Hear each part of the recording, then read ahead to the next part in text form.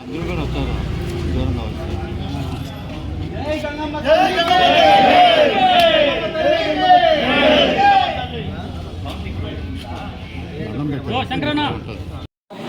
ఒక్కొక్క పవన్ కళ్యాణ్ మాదిరి పనిచేశారు. రాత్రి బౌలు కష్టపడ్డారు. తెల్లవారుజాము నేను 2 గంటలకు వెళ్తే 2 గంటలు కూడా ప్రచారం చేస్తున్నాను. పెద్దరాజపల్లి, పీపీఆర్ కన్నిక, కొండగారిపల్లి ప్రాంతాల్లో ఉన్నటువంటి ఎస్టీ కాలనీకి వెళ్తే. సో ఇది అన్నీ కలిసి వచ్చేట విధంగా మనకు జగన్మోహన్ రెడ్డి గారు చేసినటువంటి పుణ్యాలన్నీ కూడా ఈ సునామీలో కలిసిపోయినాయి. అంతా ఇంత కాదు. రాజశేఖర రెడ్డి గారింటే ప్రత్యేకమైన గౌరవం ఉంది మన నియోజకవర్గం. వాళ్ళకు అనుమానం 2009లో చిరంజీవి పార్టీ అప్పుడు నిలబడిన నేను శ్రీనివాసును గౌరముట్ట శ్రీనివాసును ప్రతిపాదించి అభ్యర్థిగా తీసుకురావడం జరిగింది. అంత టైంలో కూడా 24,000 వరకు చిరంజీవి గారికి వచ్చిన ఇక్కడ మన అభ్యర్థి గెలిచినటువంటి విషయం మీకు తెలుసు. గౌరముట్ట శ్రీనివాసు ఆయన ఏం చేసినాడు, ఏమి చేయలేదు అనేది నేను ఇక్కడ ప్రస్తావన తేగూడదు. రాష్ట్రం అంతా 164 సీట్లతో 175 సీట్లతో ప్రపంచాన్ని సృష్టించి ఇప్పుడే నేను గోపానంద రెడ్డి గారు కూడా మాట్లాడుకున్నాం. పవన్ కళ్యాణ్ గారి ఒక అడుగు తగ్గి చంద్రబాబు నాయుడు గారిని కలుస్తున్నాం. పవన్ కళ్యాణ్ గారికి తగ్గి 21 సీట్లు తీసుకోవటం, మొత్తం అందరూ 50 సీట్లు వస్తాయంట అన్నాడు. ఆయనే తగ్గి 21 సీట్లు తీసుకొని 21 సీట్లు గెలిచి ప్రపంచ రికార్డును సృష్టించాడు పవన్ కళ్యాణ్. మనం కూడా ఎమ్మెల్యే దాకా గెలిచినాం. రైల్వే కోర్టు నియోజకవర్గంలో గత 3 టర్ములుగా శ్రీ కొరమట్ల శ్రీనివాసులు గారు ఈ నియోజకవర్గానికి ఎమ్మెల్యేగా ఉన్నారు.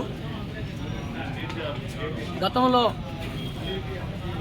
2 సార్లు ఆయన ప్రతిపక్షంలో ఉన్నారు. పోయిన 5 సంవత్సరాలు మాత్రమే ఆయన అధికారంలో ఉన్నారు. అధికారంలో లేని రోజుల్లో నాకు అధికారం లేదు, నేను ప్రతిపక్షంలో ఉన్నాను, నేను ఏం చేయలేకపోతున్నానని ప్రజలను మభ్యపెట్టి 3వసారి ఎమ్మెల్యేగా గెలిచాను.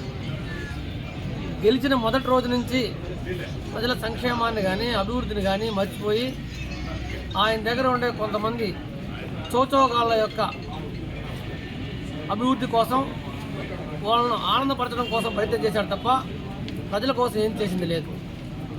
వాళ్ళు చెప్పేది ఒకటే, ఈ రాష్ట్రంలో జగన్మోహన్ రెడ్డి గారు బటన్ నొక్కుతున్నారు, సంక్షేమంలో మేము మొదటి స్థానంలో ఉన్నాం కాబట్టి ప్రజలు మాకు ఓట్లు వేస్తారు, మిగతా పనులు చేసినా చేయకపోయినా మాకేం ఇబ్బంది లేదు, ఓన్లీ సంక్షేమం బటన్ నొక్కుతున్నాం, డబ్బులు వేస్తున్నాం. ఇదే పాట పాడి 5 సంవత్సరాల పాటు వాళ్ళ జీవితకాలాన్ని పూర్తి చేశారు. ప్రజలు చూశారు వాళ్ళు ఏం చేస్తూ ఉన్నారని. ఈ రోజుల్లో ప్రజలకు కావాల్సింది స్వేచ్ఛగా స్వతంత్రంగా బతకడమే. ఆయన సంక్షేమ పథకాలు ఇచ్చినా అభివృద్ధి చేసినా ఎంతవరకు చేస్తున్నారో గమనిస్తూనే ఉన్నారు ప్రజలు. ఆ ప్రజల యొక్క నమ్మకాన్ని బొమ్ము చేసి వాళ్ళకి కావాల్సిన ఇబ్బందులు పెట్టి ఈరోజు చతికిలబడిపోయారు. 5 సంవత్సరాల క్రితం అధికారం వచ్చినా కానీ అభివృద్ధి అంటే కానీ తెలియదు. మేము డబ్బులు వేసాం కదా అదే అభివృద్ధి అంటూ ఉన్నారు. అభివృద్ధి అంటే నీళ్లు కావాలి, రోడ్లు కావాలి, ప్రజలు స్వేచ్ఛగా స్వతంత్రంగా తిరిగేదానికి వాళ్ళకి అవకాశం కుదరదు.